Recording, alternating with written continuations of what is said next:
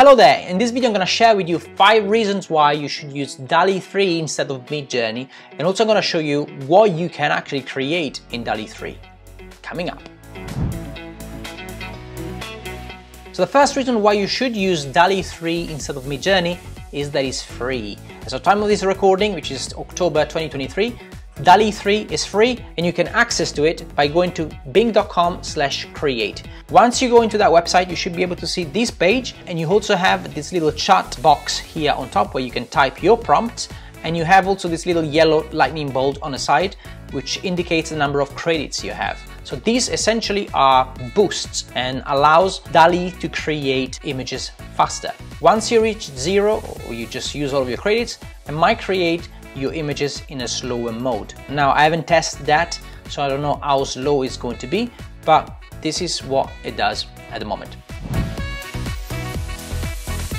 The second reason why you should use Dall-e 3 instead of Midjourney is the fact that Dall-e 3 uses natural language, so you don't have to be a prompt engineer in order to create the right image. In Midjourney there is a little bit of learning curve. You need to basically tap into the chat once you are in Midjourney Discord chat, and basically you need to see other creators' prompts in order to learn how to use it. Also copy and paste some of those prompts in order to craft your own prompt, and it takes time in order to create decent images. Now it depends on your requirements, it depends what sort of quality you're looking for.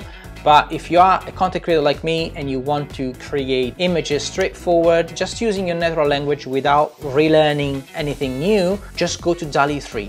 Just type anything you want in a natural language and it will create your images. I'm going to show you that just in a second.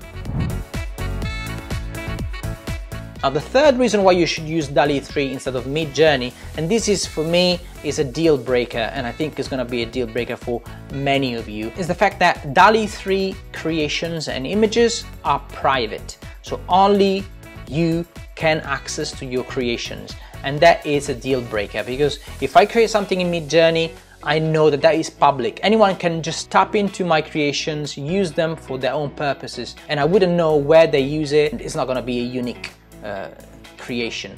In Dall-e 3 everything is private, whether you use bing.com/create or whether you use ChatGPT Plus to access to Dall-e 3, everything's going to be private. The other reason why you should use Dall-e 3 instead of Midjourney is the fact that Dall-e 3 is faster. It's faster in creating your images. At least of what I compared between Midjourney and Dall-e 3, it creates images faster, and for me it's also another deal breaker. But the other reason why I use Dall-e 3 instead of Midjourney is the fact that now the text is more accurate, the hands, the way they draw the hands is more accurate as well, at least most of the time it's more accurate, but the text is the main deal breaker for me. The fact that you can actually create logos with 1 or 2 words which are actually accurate. And you can also change that into Photoshop or into Canva Pro, you can change text. Now let's dive into Dall-e 3 and how to use it. So I'm in bing.com/create. If I click down below here under creations, you're gonna see the history of all of my creations. Here on the right hand side I've got all of my creations, and again these are not all my creations actually. Bear in mind when you create something, this will store up to I think up to 15 images, so make sure that 15 creations actually, so make sure you save the one you want, because now I can see that the previous ones I created are not there anymore. So make sure you save them and download them to your computer. As you can see here, I created some infographics, the illustrations of Japanese bath and hot spring here, and I can click on any of this and it basically made this infographic for me. Of course the text is all messed up, but as you can see this is the prompt that I used to create this, and you can also use like other prompts to create something like this. These are like paintings. I use, for instance, as my prompt here, create 4 examples of ukiyo-e painting from Edo period in a 3-fold style, and basically between brackets I said 3 A4 paper stuck together horizontally. That's what I said, and that's what it created. So if you see the quality of this is pretty amazing. I mean, you can go down here and you notice this is the So I just said here, make a landscape photo of Tokyo from Skytree Tower at dawn, and this is what came up with.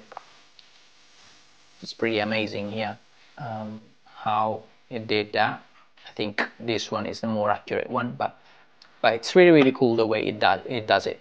Now if I go up here, you'll notice I've got other examples of let's say logos, pretty good logos, and again I can click on any of these logos, any of these images, and I see here on the right hand side I can share them social media, I can save them into my account, Microsoft account.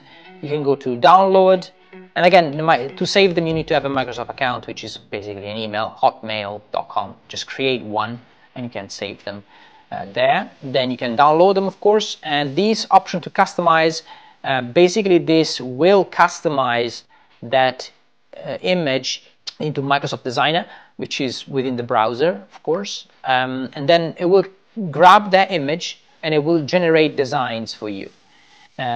So you can see that image in different scenarios, in like in furnitures, in you know, brochures, in animations, which is pretty cool. You can use this for social media. You can also describe what you want to see for an Instagram post. This is something you can dive into it and, you know, spend some time and create perhaps some cool graphic using the Microsoft Designer. But let me just close this and go back to our Dall-e 3 within Bing. And again, you can download this and you can use it. Now, the only limitation that you have in bing.com/create is the fact that the aspect ratio is going to be square, 1080 by 1080. If you want to have the aspect ratio changed in these creations, you would have to go into ChatGPT Plus. In ChatGPT Plus, I can create logos or images with different aspect ratio. So if I go to my travel logo concepts, for instance, here I ask to create some logo and it will create some, you know, square image. And if I basically ask create these images in 16:9 aspect ratio, and it basically kept the same design without really touching them, and basically create something in 16:9. Actually it's changed here. Actually this logo here has an aeroplane, and that logo doesn't have any aeroplane here, only the small one. But basically it created a very similar image with 16:9 aspect ratios. Yeah, the suitcase is lying down and this one is standing up, but it's pretty much similar to that one, which is pretty cool. So, and also the logos as well, I kept in 16:9. So this is something you can do in ChatGPT Plus. Now, the difference between bing.com/create and ChatGPT Plus isn't that much of a difference, but in ChatGPT Plus I noticed that you need to be a little bit more specific with your prompts. So for instance, for these logos here, I have to basically say create them in a minimalistic style. In bing.com/create, all I have to do is simply just type create a logo inspired by Japanese onsen, and it will basically create the logo for me without specifying the minimalistic style. But if I wanted to, I can actually just specify that, and here it says create logos in a minimalistic style, and it creates something like that. So it's all about experimenting. If you have ChatGPT Plus, you can just see the difference between the two and use them accordingly. Some of the logos I created in bing.com/create are pretty amazing, that I can use for my you know, for my business, for my content. Others that I use in GPT Plus, I would definitely use those as well. It's all about, you know, experimenting. But if you don't want to pay any subscription whatsoever, go to bing.com/create and have fun there. So if you have any other questions about Dall-e 3 and its release and some nuances I haven't covered in this video, just let me know, and I'll see you in the next video. Bye.